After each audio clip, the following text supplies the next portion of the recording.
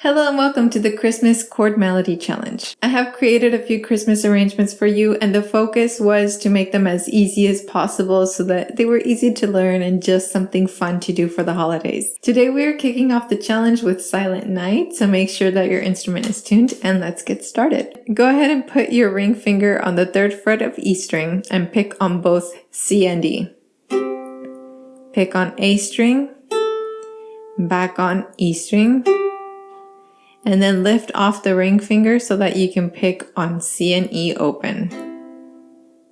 So you just played this, look up, look up, look up.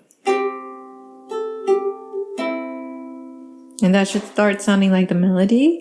And you're gonna do that twice. Silent night, holy night.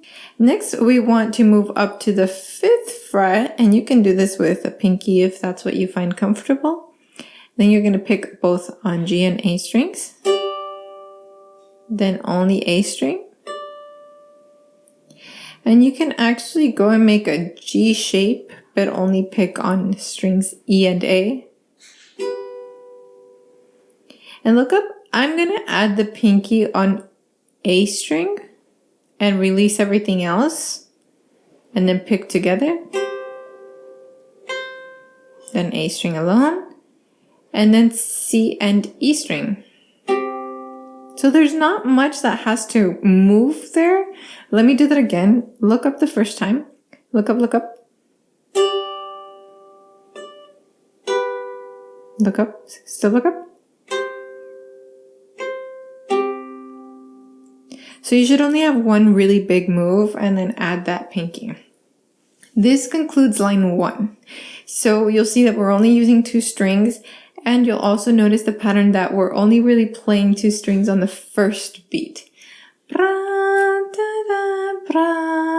And that's by design so that we could have something easy to work with. Okay, let's go to the 2nd line. I think this is more interesting. So you can make a full F chord shape if you like, or only the index finger. You really only need the index finger here. Pick on strings E and A.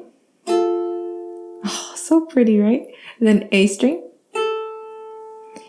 And then go to add the 3rd finger, like if you were playing a C chord, and pick on E and A again. Then look up. I'm going to do a quick move on A string. Okay, so again, those 5 different notes sound like this. Again, last time, look up.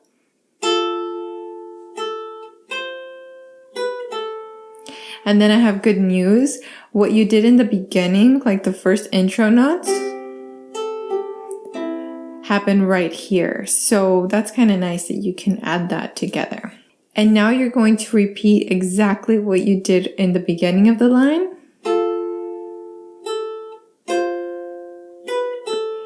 And then again, that intro phrase or motif. So the whole 2nd line is the repeating pattern, which is great. And now let's go to the last line. I think this is the most challenging line of all of them. And I don't say it to scare you. I just want you to know what's coming up ahead, for your mind to be like, all right, bring it on. So I'm going to go to the 5th frets of strings C and A and find a position that's comfortable for you, whether it's index finger and middle finger or index and ring.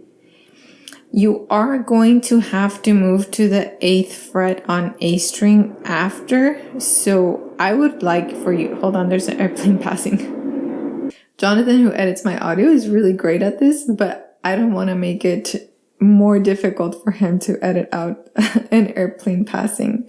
Okay, so we're under the D minor, and you have a 5 on C and A strings, then only A string. And you can let go of everything if you like, or you can keep the middle finger on 5 because you will need that later. Look up. You can have both 5 and 8 pressed. And, ooh, I picked on the wrong string. It's going to be strings G and A. then 5-2 on A. So let me play that so you can hear what it sounds like, because there is tension in the notes there. Anytime you have a seventh, like a G7 chord, A7, C7, anytime you have a seventh chord, you're going to have tension in the notes. So to your ear, it might sound wrong, but the reason there's the tension is because musically you want to go somewhere. You're not going to end there, for example. So let me play that so that it makes sense.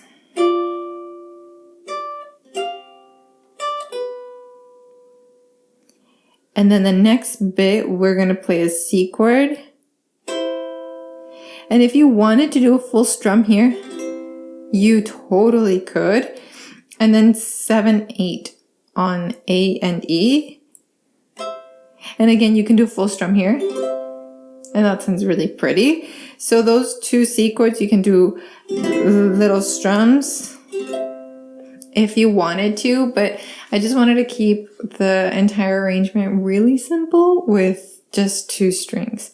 Next, we have another C chord, and I'm pressing the 3rd frets of E and A with middle and ring fingers. Then pick on E string, lift off for that E string to be alone. Give me a G shape and only pick the 2 center strings.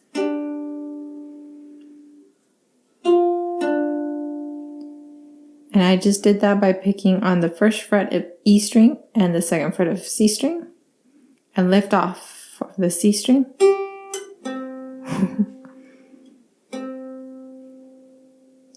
And then you can do a final strum of a C chord if you like that. By the way, if you would like to do live lessons with me, I teach on Zoom every single week for my Patreon fam. So join us on Patreon. It's patreon.com/Bernadette Teaches Music. Super easy to find.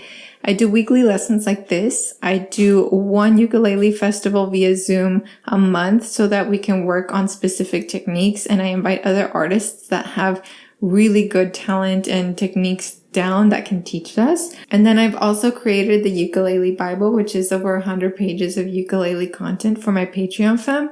So join us there. Make sure and get the printable for this down below. And if you like how the ukulele sounded today, this is my signature ukulele. I will link it down below as well. Thank you so much for watching, and I will catch you on the next one. Ciao!